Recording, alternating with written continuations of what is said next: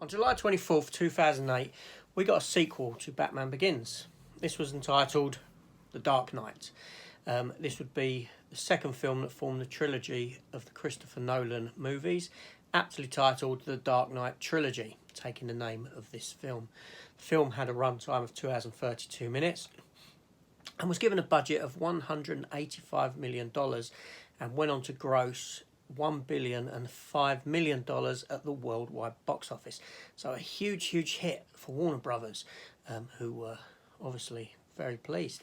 Now, like I said, the film was directed by Christopher Nolan and written by Christopher Nolan himself and his brother Jonathan Nolan from a story by David S. Goyer. The film saw the return of Christian Bale in the role of Batman, aka Bruce Wayne. Heath Ledger was brought in to play the Joker. Aaron Eckhart played District Attorney Harvey Dent, aka Two-Face. Michael Caine returned as Alfred, this time around joined by Maggie Gyllenhaal, not Jake, as Rachel Dawes. Yes, a recasting occurred there. Gary Oldman propped up as Commissioner Gordon, and Morgan Freeman was back as Lucius Fox. So this film was a mega hit. It was a mega hit. This film is more of a crime drama than a Batman film, but a crime drama with Batman in the proceedings. The film was helped at the box office by the tragic death of Heath Ledger. He died shortly before release, and like anything when this sort of thing happens, the media goes into a frenzy, and it is advertising for the movie. As bad as that sounds, these sort of things prop up the film. It did with Fast and Furious when Paul Walker passed away also. That's just life, and that's the media, and that's what happens with people. So this was his last performance. I recall going to see this film. I recall being stood at Clapham Junction railway station. Work had just finished. Me and a mate and another mate, and we said, shall we get a train down to Wimbledon, go to the cinema down there, and just spur of the moment go and see this? And we did, and I thoroughly enjoyed it. Fantastic film. So this film in itself, the story obviously revolves around Batman, who's about a year later after Batman Begins, and him, along with Commissioner Gordon, have helped to round up lots of criminals within Gotham City itself.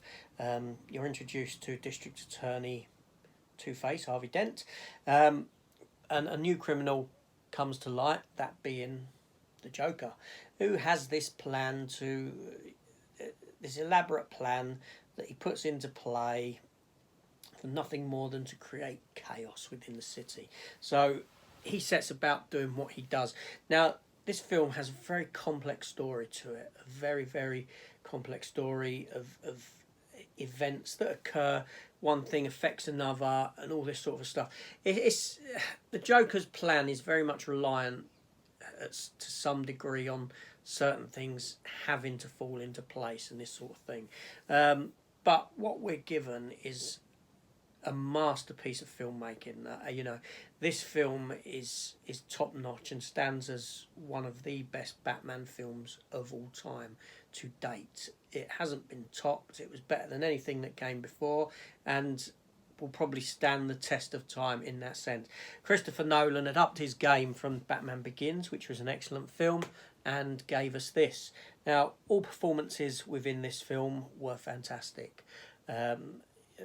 Christian Bale brought a fantastic turn as Bruce Wayne and as the Batman, if not a little bit over the top with his voice again, sounding like he's someone with stage 4 throat cancer or something of the ilk. Heath Ledger, people weren't too intrigued by his casting as the Joker, and people wondered how anyone could perform this character again after Jack Nicholson's star turn in the 1989 movie Batman. But he done it. Heath Ledger took this character and ran with it. He gave us a more real-worldly Joker.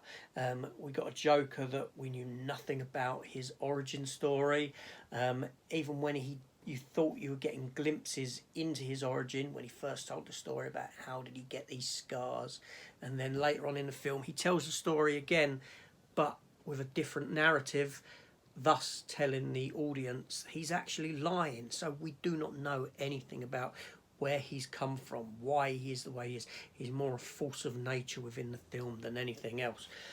Aaron Eckhart has a fantastic arc as Harvey Two-Face Dent, who obviously you get to learn his origin. It's not like the comic book origin where he's at a court and someone throws acid in his face. It's due to the Joker. He gets turned into Two-Face, and it's at a point in the film where Batman has to make a decision between trying to rescue Rachel Dawes or rescuing Harvey Dent, and Batman has to make a choice and live with the decision that he makes. Ultimately, obviously, we see Maggie Gyllenhaal's Rachel Dawes get killed off, which was a very brave thing to do within the context of the film, and put Batman into a very, very dark place, wanting revenge for the death of the lady that he loved.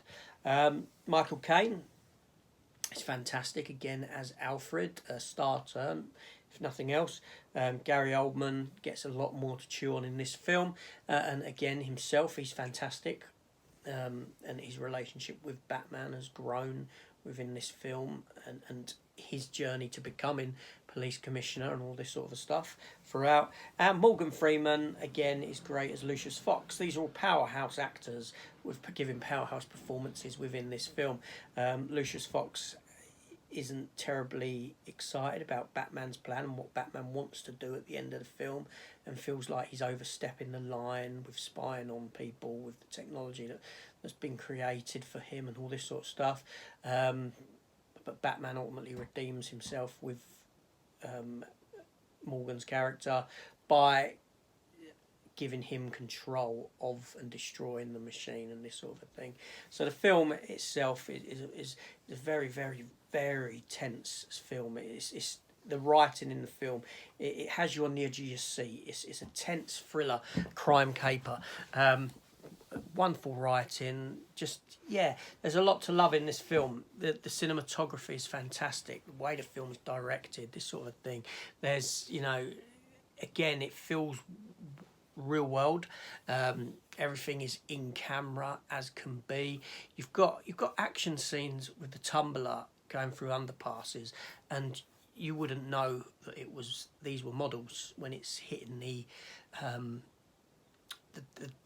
dustbin cart lorry and this sort of a thing. You wouldn't know that this was model work, but it all is. Then you got the scene where the lorry itself is flipped over. Just fantastic stunt work, and it all looks lovely. Now this is all propped up by a musical score by Hans Zimmer and James Newton Howard. Yes, the same composers from the first film, and the music within this film, it puts you on the edge of your seat.